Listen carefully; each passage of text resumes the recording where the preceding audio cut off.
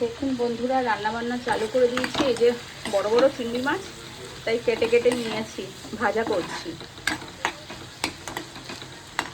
এটা দিয়ে রান্না করব এই যে কচুর শাকের ডাঁটা, কচুর শাক মানে পাতাগুলো না, ডান্ডিগুলো ছোট ছোট। আর আমাদের এখানে তো ছোট ছোট কচুর শাক পাওয়া যায়, ডান্ডিওয়ালা। এই যে পাতা শুদ্ধ, এই যে পাতাটা আমি রান্না করে নিই, কেটে রেখেছি।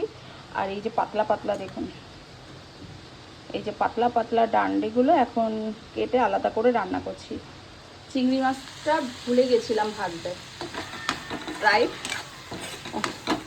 ওই কচুর শাকটা নামিয়ে রেখে চিংড়ি মাছটা ভেজে নিচ্ছে, আবার কচুর শাকটা ঢেলে দেবো, ভুলে গিয়েছিলাম ভাজতে। আর এদিকে রান্না করছি ঝিঙে আলু দিয়ে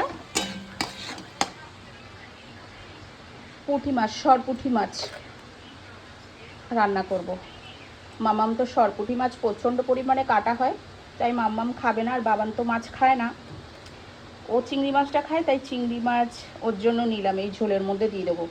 আবার ভাজা চিংড়ি মাছ ভালো খায় না, ঝোলের মাছটা খায়, ওর জন্য চিংড়ি মাছ দিয়ে এই যে এইটা রান্না হবে, চিংড়ি মাছ আর পুঁটি মাছ দিয়ে। তাই এই যে কষিয়ে নিচ্ছি সবজি দিয়ে মশলাটা।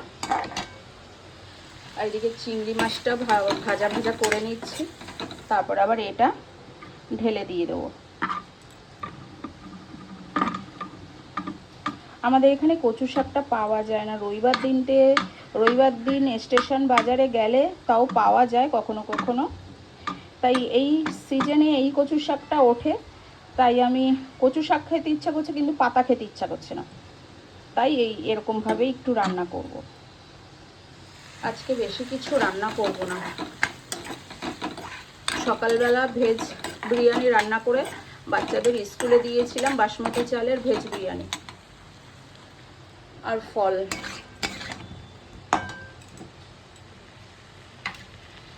মশলা কষানো হয়ে গেছে, একদম হালকা পাতলা ঝোল করব। জল দিয়ে দিলাম, জলটা ফুটে যাক ভালো করে, একদম হালকা পাতলা ঝোল হবে।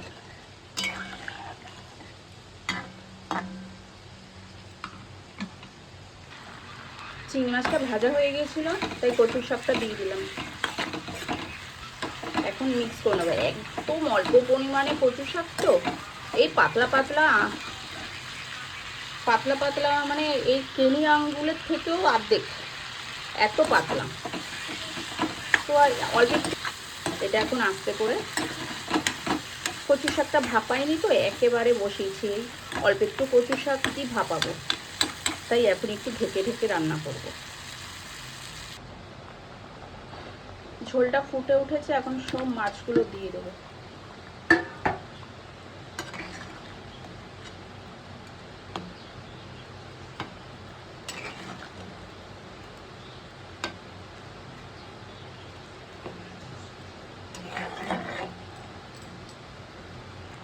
মাছের ঝোলটাও রান্না কমপ্লিট হয়ে গেল।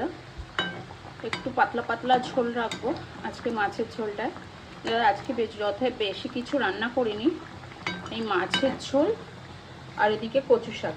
দেখুন বন্ধুরা কতটুকু কচু শাক হয়ে গেছে, তাও যদি চিংড়ি মাছ না দিতাম তাহলে আরও অল্প হয়ে যেত।